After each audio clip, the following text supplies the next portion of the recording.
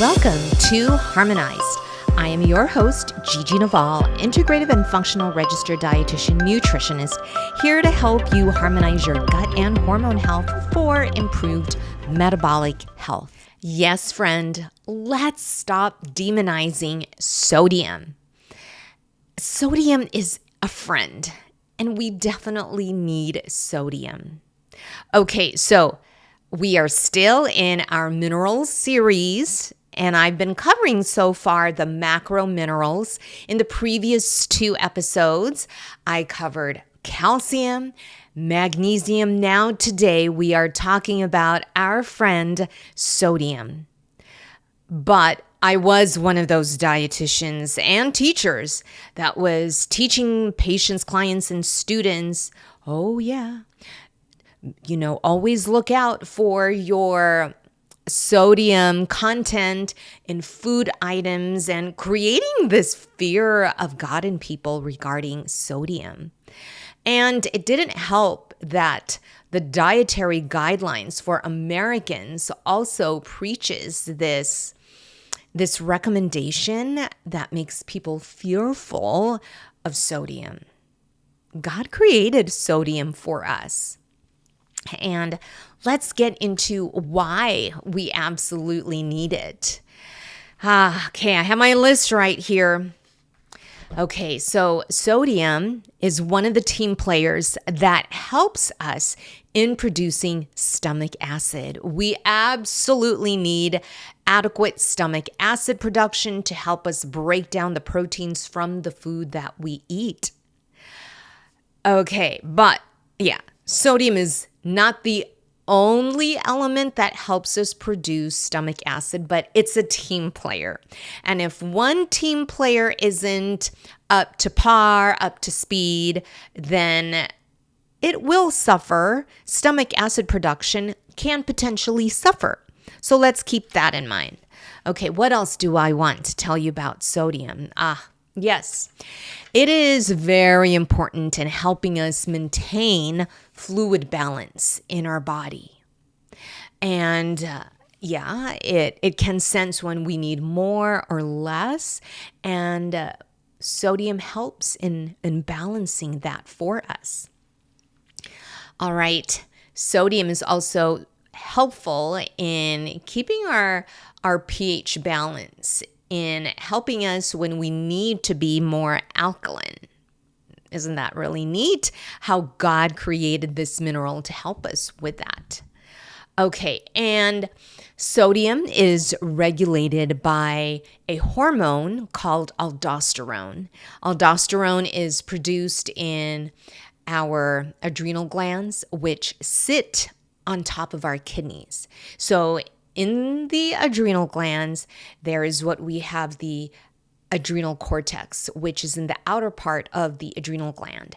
And so the adrenal gland works hand in hand with our kidneys to help us in this sodium-potassium balance and helping us with regulating our fluid balance in our bodies. But yes, the adrenal gland works together with our kidneys by producing aldosterone, a very important hormone.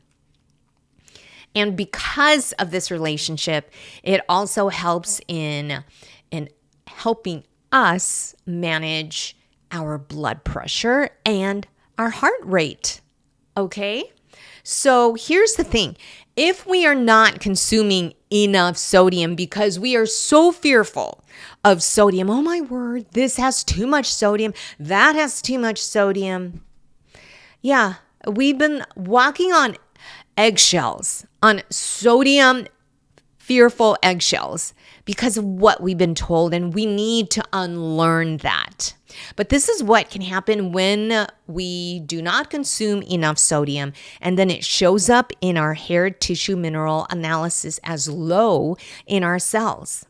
Well, we can definitely have digestive issues because of lowered stomach acid production. Again, it's a team player, okay? It's a team player with other minerals and other elements in our body. But again, if it's not up to snuff, if it's not doing its job, it can impact the outcome. And so we could potentially have issues with breaking down and digesting proteins because we are not consuming enough sodium. And when we don't consume enough sodium, we can feel fatigued, we can feel tired, and we're like, man, I just feel so blah and no energy. It's probably because we're not consuming enough sodium. And some people could feel dizzy, and we can also have lowered blood pressure, which could result in the dizziness.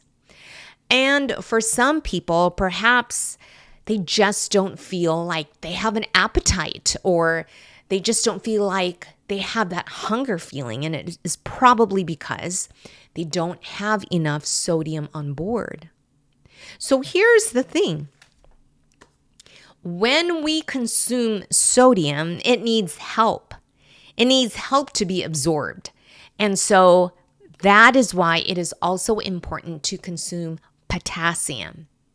So there is a problem when we consume too much sodium, but we are not balancing things out by consuming enough potassium-rich foods, because they need each other. Sodium needs potassium to be absorbed, and potassium needs sodium to be absorbed. So we shouldn't be afraid of sodium. All right. And here's the thing. If we are not making sure that we are getting enough sodium, it could potentially lead to, but not be the only factor. This could assist in or be associated in developing insulin resistance.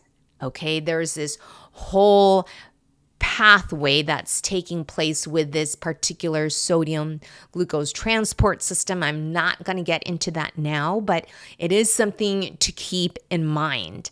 Again, it's not the only factor that makes us become insulin resistant, but it can contribute to potentially insulin resistance later on down the road, along with lifestyle factors, etc., etc. I can go on and on, but it's an important key player. And if we want to make sure that we have good insulin production, insulin sensitivity, then we also need to make sure that we are consuming enough sodium on a daily basis. And when this happens, this can affect blood sugar balance. It can lead to an imbalance. Okay, and was there anything else I wanted to say? Yeah, just be careful though, because you could easily get swayed by people who are influencers or maybe creators now of social media that say, oh, look at this, I always have this electrolyte packet every day.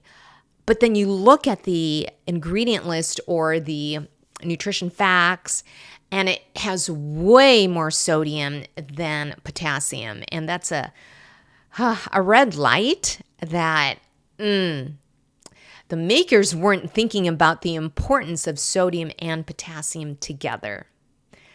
So keep all of this in mind. Don't be afraid of sodium. Okay, friend.